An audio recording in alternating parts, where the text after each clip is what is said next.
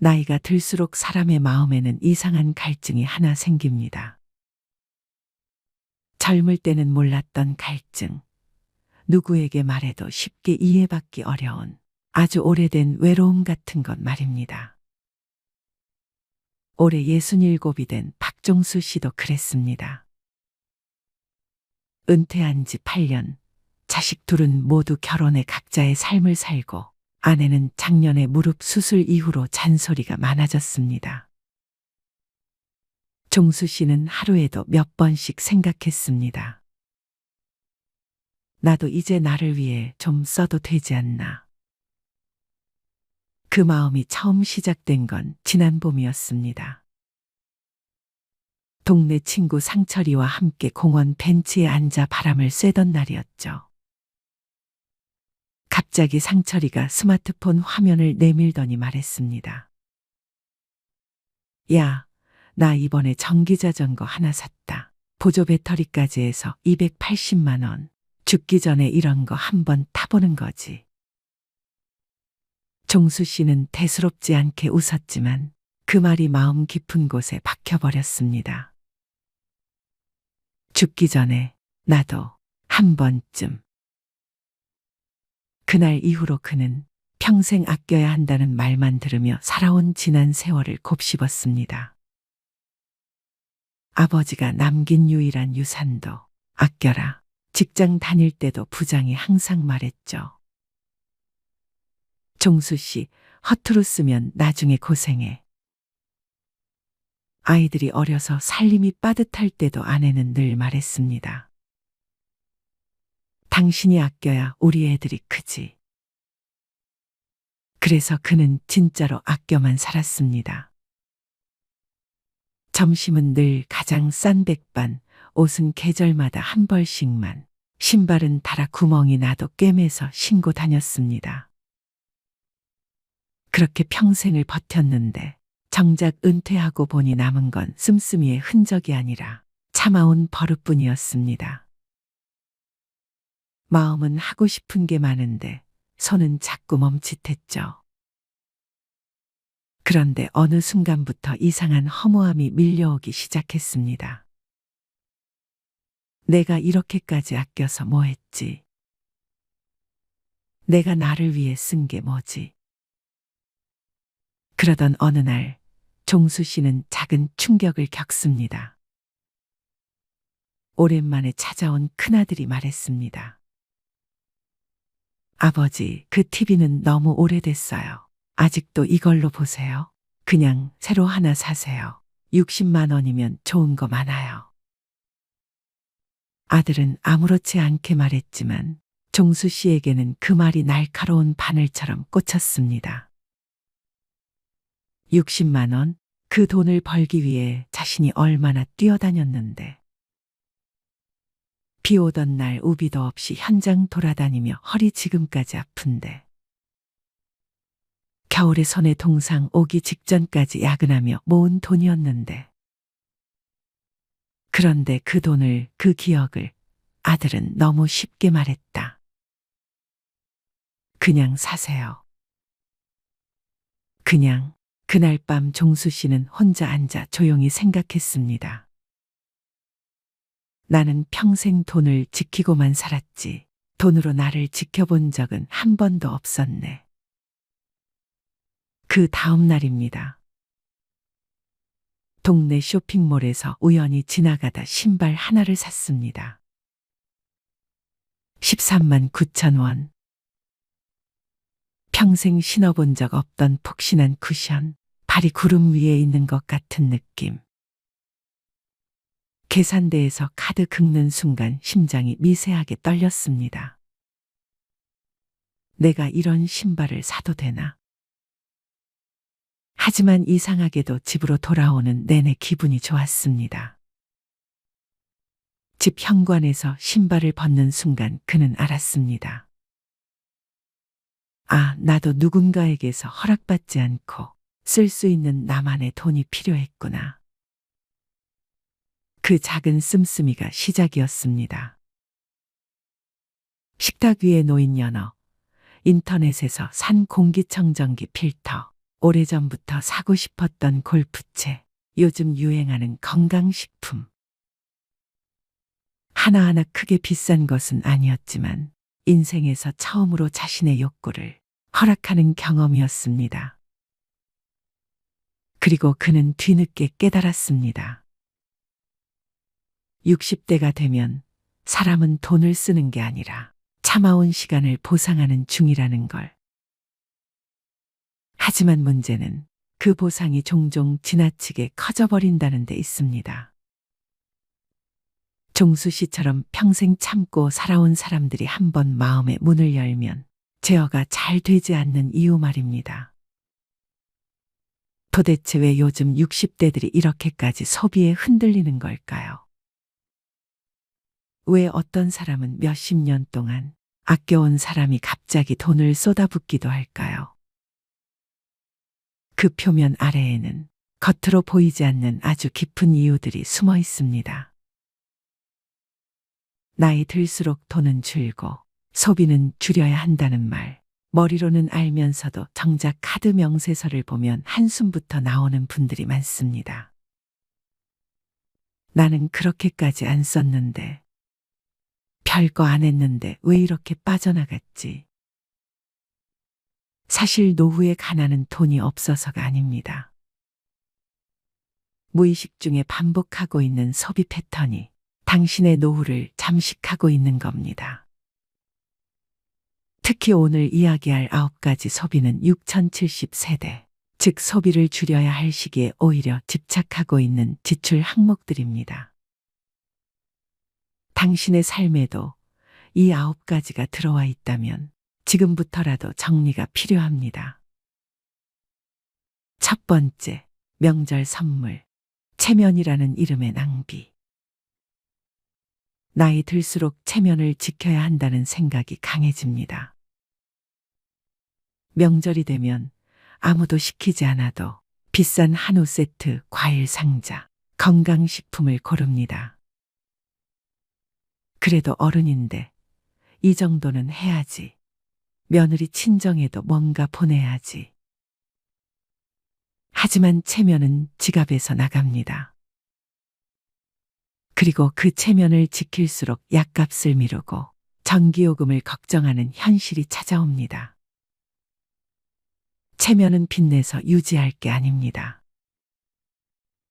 체면은 내 형편에 맞게 절제하는 어른에게서 납니다. 진짜 품위는 덜 써도 존중받는 사람이 될 때 생깁니다. 두 번째, 여행, 탈출인가, 회복인가. 이 나이에 언제 또 가보겠어. 이 말 한마디에 항공권을 결제하고 내 인생인데 한 번쯤은 하며 여행 패키지를 끊습니다. 하지만 여행은 갔다 오면 끝입니다. 추억은 남을지 몰라도 카드값은 더 오래 남습니다. 게다가 여행은 습관이 되면 중독됩니다. 또 가야겠다. 안 가면 허전해. 문제는 여행이 회복이 아닌 회피가 되는 순간부터 노후는 무너지기 시작한다는 점입니다. 지속 가능한 삶은 감정이 가라앉은 상태에서 가도 되는 타이밍에 가는 여행이어야 합니다. 세 번째, 옷. 과거의 멋이 현재의 짐이 될 때. 나도 이 정도는 입어야지. 할머니라고 아무 옷이나 입나. 나이 들어도 멋지고 싶은 마음 당연합니다. 하지만 옷장이 가득 차 있고 입는 옷은 늘 똑같은데도 또 다시 신상을 고르고 있다면 그건 멋이 아니라 불안을 지우기 위한 소비일 수 있습니다. 노년의 멋은 비싼 옷이 아니라 단정함에서 시작됩니다. 꾸준히 다림질된 셔츠, 잘 맞는 슬랙스, 깔끔한 운동화. 그것이면 됩니다. 진짜 품위는 옷에서 나오는 게 아니라 자기 삶에 책임지는 태도에서 나옵니다. 네 번째, 커피. 하루 한 잔은 괜찮을까? 퇴직 후 할 일 없는 하루의 시작은 늘 커피 한 잔으로 열립니다. 집에 커피 믹스가 있어도 굳이 테이크아웃 한 잔을 사야 하루가 시작된 것 같은 기분이 듭니다. 하루 4,000원. 한 달이면 12만 원. 1년이면 144만 원입니다.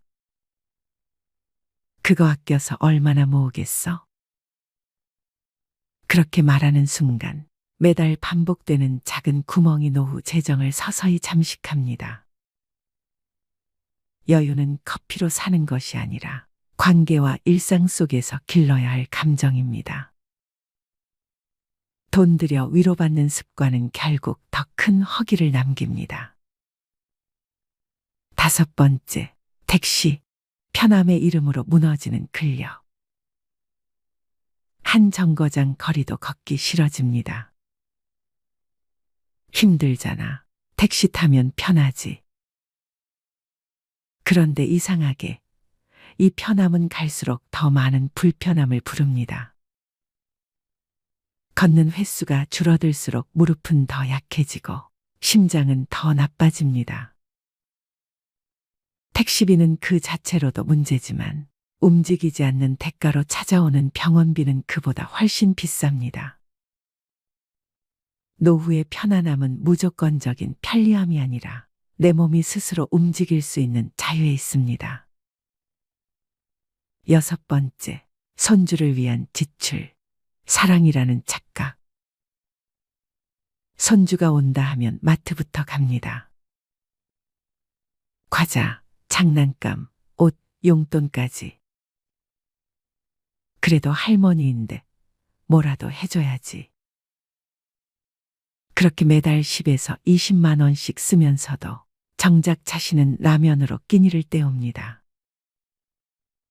그런데 손주는 과자나 돈보단 할머니가 해준 이야기와 밥을 더 오래 기억합니다. 사랑은 사는 것이 아닙니다. 시간을 함께 보내는 것, 함께 눈을 맞추는 것이 진짜 사랑입니다. 지갑이 아니라 마음으로 손주를 대하세요. 7번째, 경조사비, 관계라는 이름의 강요. 친구 아들 결혼이라는데 다들 10만 원 낸다더라. 나만 5만 원 하면 이상하게 보이겠지. 경조사비는 기준이 없습니다. 그래서 더 어렵습니다. 그러나 중요한 것은 당신의 형편과 마음입니다. 남들이 10만 원 낸다고 나도 무리해서 맞추다 보면 정작 당신 자녀의 결혼식엔 통장이 비어 있을 수 있습니다. 경조사비는 투자가 아닙니다. 돌려받지 못할 수도 있습니다. 그래서 더욱 신중하고 절제 있게 써야 할 지출입니다. 8번째, 건강식품. 건강은 사는 게 아니다. 이거 먹으면 혈압 내려간대요.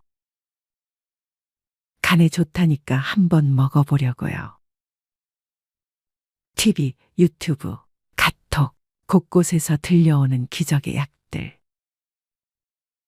하지만 정작 병원에서는 별 효과 없습니다 라는 말만 돌아옵니다.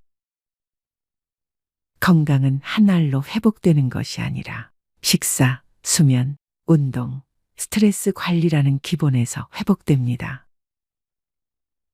믿음으로 삼킨 알약이 당신의 노후를 지켜주지 않습니다. 건강은 소비가 아니라 생활입니다.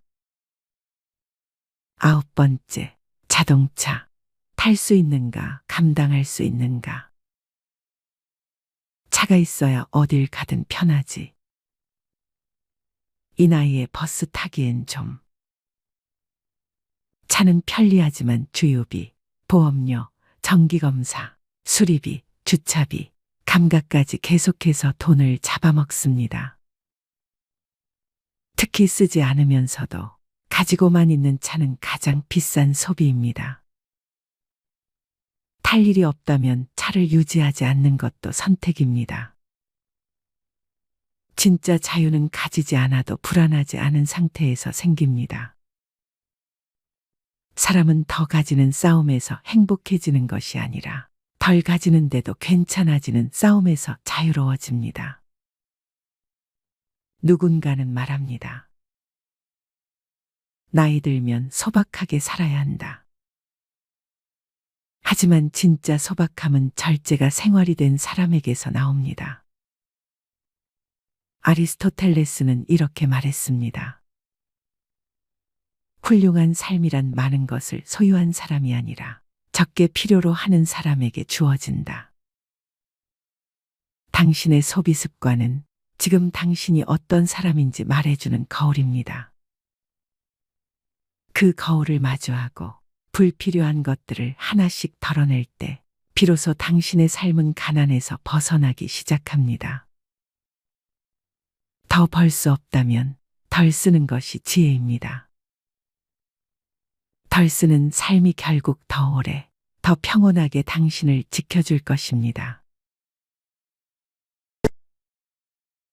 박종수 할아버지는 은퇴 후 몇 년 동안은 어떻게든 자립하며 살아갔습니다. 하지만 투자 실패와 과도한 지출로 인해 점점 재정 상태가 악화되면서 그는 더 이상 혼자 힘으로 생활을 유지할 수 없었습니다. 어느 날 결국 그는 큰 결심을 하고 자식들에게 돈을 부탁하기로 합니다. 그날 오후 종수 할아버지는 가장 큰 아들인 영수의 집을 찾아갔습니다. 평소에도 자주 오가던 집이었지만 오늘은 발걸음이 무거웠습니다. 초인종을 누르자 영수가 문을 열어주었습니다. 아버지, 웬일이세요? 오랜만에 오셨네요. 종수 할아버지는 어색하게 웃으며 집 안으로 들어갔습니다. 따뜻한 차를 대접받으며 그는 몇 번이나 입을 때려다가 다시 다물었습니다. 결국 마음을 굳게 먹고 조심스럽게 말을 꺼냈습니다. 영수야, 아버지가 정말 미안한데 이번 달 생활비가 부족해서 좀 도와줄 수 있겠니? 영수는 순간 당황한 듯 멈칫했습니다. 그는 이미 가정의 생계를 위해 열심히 일하고 있었고 아이들의 교육비와 각종 생활비로 부담이 컸기 때문입니다. 그러나 아버지를 외면할 수는 없었습니다. 네, 아버지, 얼마나 필요하세요? 종수 할아버지는 잠시 머뭇거리다 조심스럽게 말했습니다. 한 50만 원 정도면 될 것 같구나. 급한 건 다 해결하고 나면 갚을 수 있을 거야. 영수는 깊은 한숨을 내쉬며 알겠습니다. 아버지, 제가 이번 달은 좀 빠듯하긴 한데 어떻게든 해볼게요.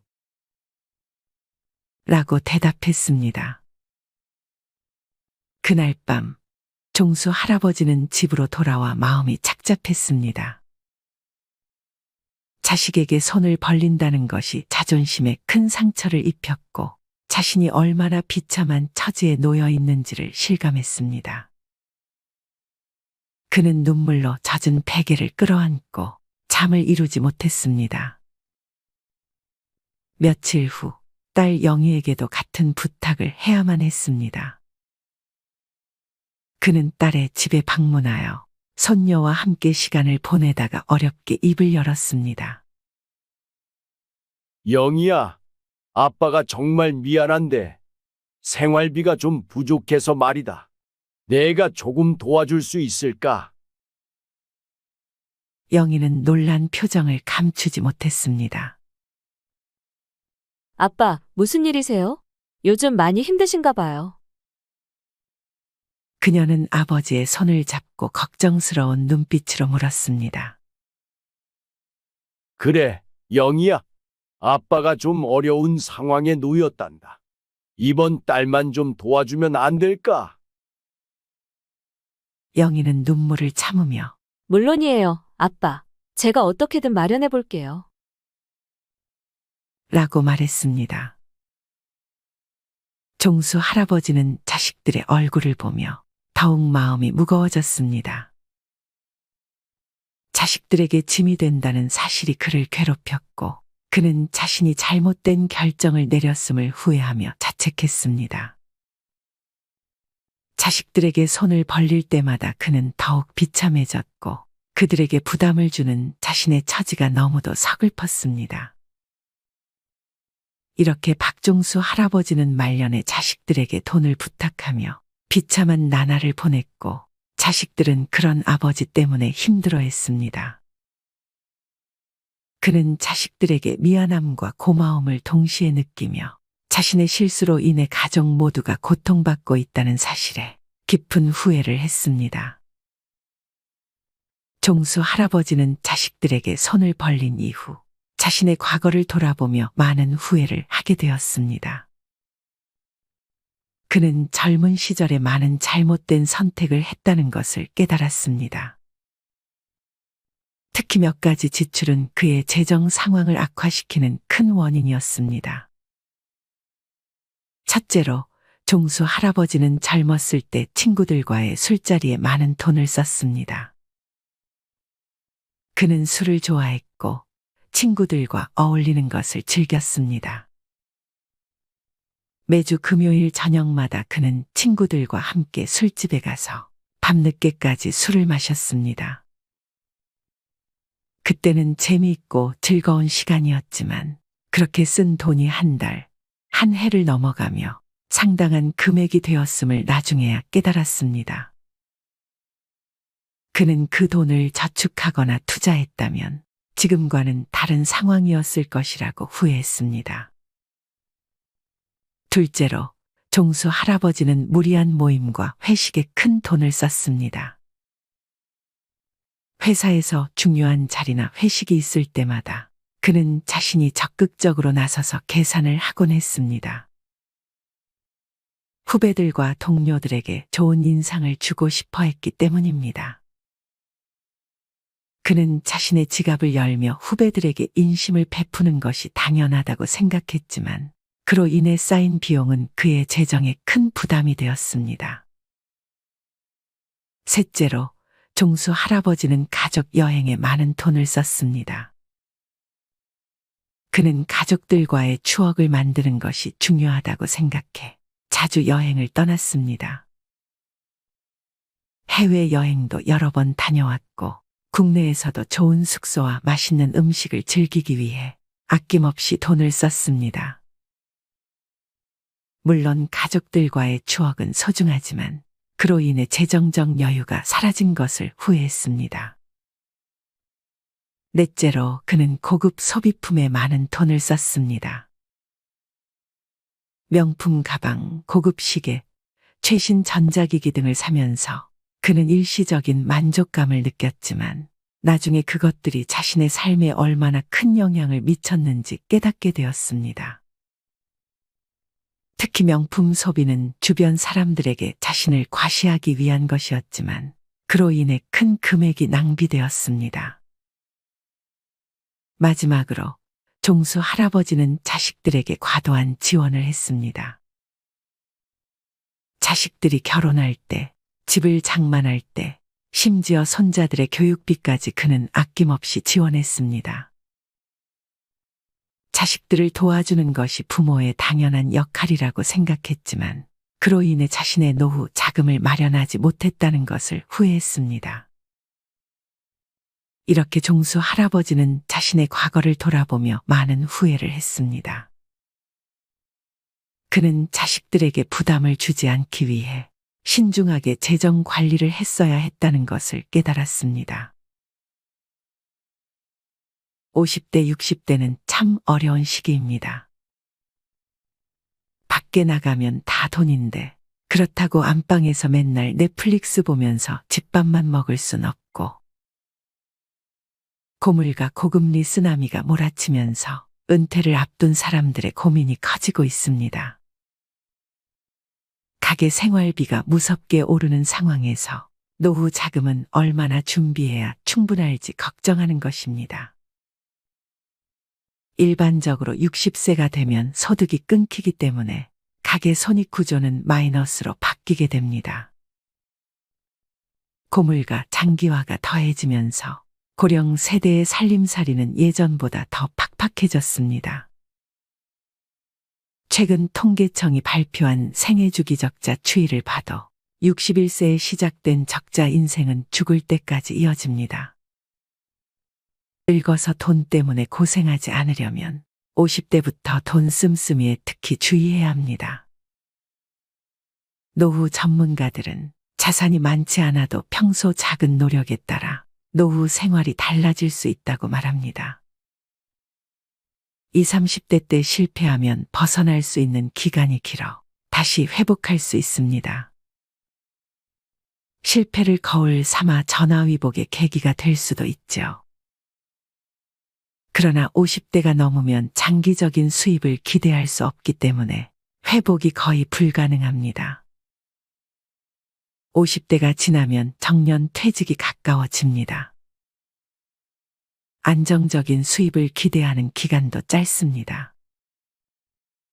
요즘에는 수명이 늘어나 정년 후에도 재고용 제도를 활용하여 일하고 싶다는 사람이 많습니다.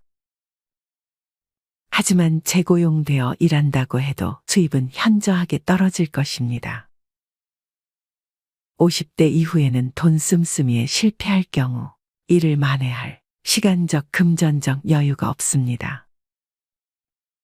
50대가 되면 직장에서 위치도 가장 정점에 있고 수입도 많습니다. 은퇴를 하면 상당한 퇴직금도 목돈으로 수정에 들어옵니다. 그러나 언제까지 살지, 앞으로 어떤 일이 벌어질지 몰라 불안해하는 게 사람의 심리입니다. 그래서 수중에 있는 돈을 굴리고 싶어집니다. 이때를 조심해야 합니다. 첫 번째는 돈 관리를 전문가에게 그냥 미루는 것입니다. 퇴직한 지 얼마 안 되는 60대 지인 중 퇴직금 등으로 수중에 1억 5천만 원의 자금이 생겼습니다. 처음에는 은행 3곳에 분산 투자에 넣어 두었습니다. 이자가 낮아 자금을 굴려볼까 고민하던 차에 은행 직원이 이율이 높고 6개월 단위로 단기 투자할 수 있는 독일 국채 상품 DLF 투자를 권유했습니다. DLF란 말은 들어보지도 못한 생소한 투자 상품이지만 은행 직원이 하도 안전하고 이율도 높다고 투자를 권유하기에 다른 은행에 넣어둔 자금까지 끌어와 몽땅 투자를 하고 말았습니다. 지인은 걱정이 되어 은행 직원에게 괜찮겠냐고 몇 번이나 물었지만 걱정 마시라, 돈 있는 사람들은 이렇게 돈을 번다고 안심시켰습니다. 상품 설명서에는 원금을 모두 잃을 수 있다는 내용이 있지만 빼곡하게 적힌 설명서를 모두 꼼꼼하게 읽어보는 사람은 거의 없습니다. 은행 직원의 말이니 믿고 투자하는 사람이 대부분입니다. 제 지인은 결국 투자 실패로 원금의 60%를 잃고 불안한 나날을 보내고 있습니다. 해외 금리 연계 DLF 등에 투자한 사람 중에는 이처럼 은행 직원이 전액 손실 가능성을 제대로 설명하지 않았고 적극적으로 투자를 권유했다고 하소연하는 이들이 많습니다. 이러한 생소한 투자 상품에 투자한 사람은 65세 이상 고령층이 45.7%에 달했습니다. 이 자금 상당 부분은 노후 자금인 것이죠. 각 연령대 중에서 자산을 가장 많이 가지고 있는 연령층이 50대, 60대지만 돈에 대한 불안은 가장 큽니다. 노후 생활에 대한 걱정 때문입니다. 그래서 투자에서 돈을 굴리려는 욕망이 강합니다. 문제는 금융회사들도 이들의 심리를 훤히 꿰뚫어 보고 있다는 것입니다. 자금은 많은데 돈에 대한 불안감이 가장 큰 50대, 60대는 금융회사로서는 최고의 타겟입니다. 월스트리트 주식 전문 트레이더 출신이 고객의 요트는 어디 있는가? 라는 금융 전문가들을 비판하며 낸 책이 있습니다. 은행원, 증권사 직원, 자산운용사 직원들이 고객의 돈을 맡아 운용수수료를 높여 인센티브를 받아서 요트를 살 정도로 부자가 되지만 정작 고객들은 돈을 불리지 못하는 현실을 비판하는 말입니다. 금융회사는 수수료로 먹고 삽니다. 저위험 상품은 수수료가 높지 않기 때문에 수수료가 높은 위험 상품을 누군가에게 팔아야 합니다. 이때 가장 좋은 타겟이 5, 60대 투자가입니다. 물론 전문가로부터 자문을 받는 것도 중요하지만 이것도 제대로 된 전문가를 선택해야 합니다. 금융회사 영업맨들이 수수료가 높은 고위험 상품을 팔면서 원금 손실에 대한 위험성을 대충 얼버무립니다. 대신 높은 수익에 대한 기대감만 부풀리는 경우가 대부분입니다. 상품에 대한 지식이 전혀 없는 50대, 60대 투자가들은 섣불리 고위험 상품에 투자했다가 소중한 노후 자금을 잃는 경우가 다반사입니다. 그러니까 50대, 60대가 되면 투자해서 돈을 벌겠다는 생각 자체를 아예 버리는 것이 좋습니다. 정 투자하고 싶으면 자신이 직접 공부해서 전체 자금의 30% 내에서 원금 손실을 감수하고 투자해야 합니다. 내 돈에 대한 책임은 궁극적으로 나에게 있다는 마음가짐으로 믿고 맡길 만한 전문가를 신중히 선택해야 합니다. 돈에 대한 욕심은 결국 화를 부릅니다. 두 번째, 큰 돈보다는 작은 돈에 신경 쓴 것입니다. 퇴직, 은퇴 후 한 푼 더 아껴 쓰려고 더욱더 작은 돈까지 신경 쓰실 겁니다. 대부분 사람들은 콩나물 사려는데 조그만 돈 아끼려 깎고 은행 수수료 절약 등에 신경 쓰면서 정작 큰 돈 지출에는 덜 고심한다고 합니다. 우유를 사는데 이 슈퍼에는 2,500원이고 조금 먼 대형마트는 2,000원이라면 대형마트까지 가서 구입하려고 노력을 하시죠. 그런데 정작 자녀 혼수품 장만 시, 전자제품 구입 시 30에서 40만 원은 별거 아니라는 생각에 충분히 더 싸게 살 수 있음에도 굳이 여러 곳을 비교하지 않는다는 것입니다. 똑같은 제품을 비교 없이 그냥 백화점이 낫겠지 하고 구입들 하십니다. 또 예를 들어 부동산 매매 시 집을 사고 파는 시기와 거래 대상에 따라 수천만 원 더 절약할 수도 있습니다. 중개수수료 문제도 그렇지요. 수수료 절약 묘법들도 있는데 그럼에도 보통 사람들은 이를 고려하지 않는다는 것입니다. 큰 액수 단위 거래가 익숙치 않고 집 관련 정보 수집을 번거롭다 생각하기 때문입니다. 한 번에 나가는 큰 돈을 아끼지 못한다면 그간 작은 돈을 여러 번 아꼈던 노력이 모두 물거품이 됩니다. 절약 습관이 헛수고가 되지 않기 위해서는 푼돈보다 목돈 나갈 때 줄이는 방안이 필요합니다. 세 번째, 50대, 60대에는 자신에 대한 합리화 사치를 조심해야 합니다. 30년 이상 직장 생활을 하다 은퇴를 하면 인생이 허무해집니다. 고생했던 자신을 위로하고 싶은 충동이 생깁니다. 아무짝에도 필요 없지만 그동안 갖고 싶었던 외제차에 수천만 원을 쓰는 사람도 있습니다. 인생 뭐 있냐는 기분에 1,000만 원이 넘는 크루즈 여행을 떠나는 사람도 있습니다. 물론 금전적인 여유가 되면 좋겠지만 노후 자금 걱정을 하면서도 순간적인 충동 때문에 일을 저지르는 사람들이 의외로 많습니다. 퇴직금을 전제로 한 자산에 대한 사치는 노후 파탄으로 이어진다는 사실을 알아야 합니다. 노후에는 생각지도 못한 지출이 생깁니다. 그중 대부분이 의료비입니다. 평생 의료비의 절반 이상을 70대 이후에 쓰게 됩니다. 퇴직금은 회사에서 주는 보너스가 아닙니다. 어디까지나 자신이 일하여 번 급여의 일부분입니다. 이런 소중한 퇴직금을 함부로 낭비하면 노후 생활을 감당하기 힘들어집니다. 네 번째, 60대부터는 가계를 무조건 슬림화해야 합니다. 퇴직, 은퇴 전이라면 지출은 반드시 수입 범위 내에서 해야 합니다. 퇴직 은퇴 후에는 소득 내 지출 원칙으로 은퇴 전 소득의 50% 내에서 소비하는 습관을 가져야 합니다. 현역 때처럼 돈을 지출하면 안 됩니다. 그런데 좀처럼 전에 비해 소비가 줄여지지 않는다고 말씀하는 분들이 많습니다. 퇴직금 등 쌓아놓은 목돈이 푹푹 줄어드는데도 말입니다.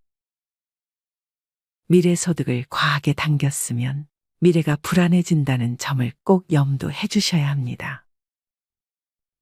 소득이 줄어들면 씀씀이도 함께 줄여야 합니다. 당연한 논리이고 실천이 어려울 것 같지 않지만 은퇴자들은 이구동성으로 그게 생각처럼 그렇게 쉽지 않다고 합니다. 오히려 은퇴 생활 초기에는 취미와 여가 활동이 늘어나면서 비용이 더 들어가기도 합니다. 씀씀이를 줄이는데도 연습이 필요합니다. 은퇴가 얼마 남지 않았다면 덜 쓰고 불편하게 살면서 씀씀이를 줄이는 연습을 해야 합니다. 구체적으로 현재 생활비를 계산해보고 더 적은 예산으로 미리 생활해보는 것이 큰 도움이 됩니다. 50대, 60대 때 자산 운용에 실패해서 70대에 파산하게 되면 자식들에게 큰 부담이 될 것입니다. 다섯 번째, 로또를 사는 것입니다. 로또를 사는 사람들은 로또를 사지 않으면 대박의 기회조차 노릴 수 없다고 말합니다. 하지만 로또에 당첨될 확률은 극히 희박합니다. 당첨을 바라고 로또를 사는 것은 끊임없는 희망 고문이나 마찬가지입니다. 물론 로또 사는데 드는 돈이 크지 않다고 항변할 수도 있지만 작은 돈도 모으면 무시할 수 없습니다. 뱅크레이트의 2019년 보고서에 따르면 미국인들은 한 달에 평균 86,000원을 로또 사는데 썼다고 합니다. 미국인들이 로또 사는데 평균적으로 지출하는 돈만 1년간 모아도 약 100만 원입니다. 자잘한 소비 습관이 계속된다면 이게 죽어서 내 관 속에 넣어갈 수 있는 물건인가를 생각해 보세요. 무언가 구매욕이일 때 이 말을 자문해 보면 불필요한 소비를 줄이는데 큰 도움이 될 것입니다. 일례로 근사해 보이는 옷을 봤을 때 예전에는 강림한 지름신을 영접부터 하고 봤다면 지금은 입을 옷은 이미 충분히 있고 더 필요한 옷은 이제 수의안 버리면 족하지 않은가. 죽어서 관 속에 넣을 수 있는 것은 내 몸뚱아리 하나와 수의 한 벌뿐인데 더 이상의 옷이 대체 무슨 필요가 있지? 라는 생각에 이르게 되어 불필요한 씀씀이로부터 멀어지게 됩니다. 하루 최소 3시간씩 걷기를 일상화하다 보니 골프와 자동차도 필요 없어 처분하게 되고 남의 시선을 의식하는 거칠애나 허세 따위는 아무 부질없음을 깨닫게 됩니다. 이젠 그저 좋은 사람들과 웃고 떠들며 맛있는 거 사 먹을 수 있는 정도면 충분히 차고도 넘친다 여겨집니다. 이어 노후 준비를 위해 꼭 명심해야 할 몇 가지를 알려드리겠습니다. 우선 자신을 분석해야 합니다. 은퇴 시기를 냉정히 돌아보세요. 이후 자신이 원하는 한 달 생활비 목표치를 정한 뒤 어떻게 목표 소득을 벌지를 구체화합니다. 현재 저축은 얼마나 했는지, 자산 중 부채 비율은 어느 정도인지 함께 살펴보세요. 국민연금, 개인연금 수령액도 점검하고 늦어도 55세 전에 재무설계 등 전문가 상담을 받는 것이 좋습니다. 또 자신만의 최저 생활비를 찾아야 합니다. 국민연금연구원이 1만 2천 명을 조사한 결과 고령 부부 노후 생활비로 필요한 돈은 월 평균 220만 원이라는 결과가 나왔습니다. 적지 않은 액수입니다. 하지만 주거가 해결되면 이보다 적은 액수로도 가능합니다. 현재의 지출에서 저축액, 자녀 교육비, 아파트 관리비 등의 금액을 빼면 생활비가 의외로 낮아집니다. 퇴직 2, 3년 전부터 노후에 필요 없는 부분을 줄이는 습관을 길러야 합니다. 이웃 주민 80세 할아버지도 작은 집으로 옮겨가기 싫어했습니다. 하지만 80세가 되자 약 32평의 아파트를 청소하는 것 자체가 힘들어졌다고 합니다. 그래서 서울 외곽의 10평대 아파트로 옮겼습니다. 할아버지는 오히려 공기도 맑고 여유자금도 생겨 삶이 나아졌다며 만족하셨습니다. 현재 노인층은 자식과 같이 은퇴하는 세대라는 점도 명심해야 합니다. 어느 할머니의 경우 은퇴 후 아들에게 생활비 50만 원을 받아왔습니다. 하지만 최근 아들이 55세를 넘겨 은퇴하면서 용돈이 끊겼습니다. 또한 곧 은퇴를 앞둔 50대 후반의 직장인들도 은퇴 전 아들 결혼 자금을 준비하려 했지만 그러다간 은퇴 후 한 달 생활비가 50만 원 줄어든다는 진단을 받고 포기했다고 합니다. 그분은 내 노후가 어려워져 생활비를 받는 것이 자식에게 더 부담을 준다고 생각했다고 말했습니다. 수입이 있는 일이든 취미든 사회공헌이든 평생 현역으로 살아갈 마음가짐 또한 중요한 것 같습니다. 일할 능력이 있고 의향만 있다면 충분합니다. 일을 한다면 많든 적든 수입이 따릅니다. 따라서 자신의 기대치에 맞춰 일자리를 찾으면 됩니다. 좀 더 나이가 들어도 내가 건강하기만 하면 직업재능운영센터와 같은 곳에서 장애인들의 훈련보조, 장애인 이동지원 및 산책지원, 초등학교 등굣길 안전하게 건널목 건너기 지원, 내가 살고 있는 아파트 내에서의 노노케어 활동 등 얼마든지 주위에 도움을 주면서 살아갈 수 있습니다. 나의 건강을 챙길 수 있고 푼돈일 수는 있어도 최소한의 용돈도 벌 수 있습니다. 농부가 추수한 후 이삭을 챙기듯 이삭 줍기를 한다고 생각하면 됩니다. 마지막으로 건강이야말로 노후 재무 설계의 핵심이라고 생각합니다. 규칙적으로 식사를 하고 운동하는 습관을 가지고 건강하게 노후를 보낼 수 있으면 그것이 최고의 재산입니다. 그리고 노후에는 돈보다는 시간이 여유로운 편입니다. 남는 시간을 활용해 새로운 기술과 지식을 배우는 평생학습의 자세를 갖는다면 건강한 노후 생활을 유지하는 데 도움이 될 것입니다. 건강하지 못해 투병 생활을 이어간다거나 고액의 병원비를 써야 할 상황이 온다면 노후 파산까지 우려해야 하는 상황이 오지 않을까요? 자산이 아무리 많아도 인생이 유한한 만큼 살아가며 소비할 수 있는 금액에는 한계가 있습니다. 자산이야 많으면 많을수록 좋겠지만 노후 설계 관점에서 보면 필요한 만큼 노후 생활비를 만들 수 있다면 이미 충분히 부자라 할 수 있을 것입니다. 진정한 부여는 내 마음속에 있습니다. 육신보다 정신이, 정신보다 영혼이 부자여야 되는 것입니다. 소크라테스가 말하기를 가장 적은 것으로 만족하는 사람이야말로 가장 큰 부자다 라고 했습니다. 과거에 잘 나가던 고소득층이라고 해서 자만할 필요도 없습니다. 오히려 직장 생활할 때 몸에 밴 씀씀이가 있기 때문에 은퇴 이후 일정 수준 이상 생활을 유지하려는 경향이 강해 자칫 장수의 덫에 걸리기 쉽습니다.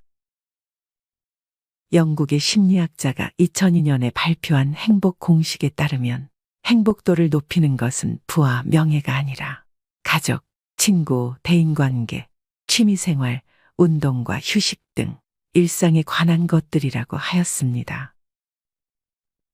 다시 말해 마음이 준비되지 않으면 돈의 의미도 퇴색될 수밖에 없습니다. 노후 자금 모으기에 급급하다. 어느 날 덜컥 자신의 존재 가치가 사라져버리는 그 상실감은 겪어본 사람만이 알 수 있습니다. 노후 자금 준비도 중요하지만 그보다 먼저 시작해야 할 것은 바로 마음의 준비입니다. 예전에 이어령 박사가 회고했던 내용이 기억납니다.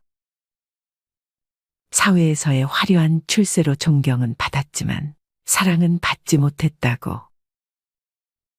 노후의 돈에 얽매이기보다는 사랑을 받는 사람으로 기억되고 싶습니다.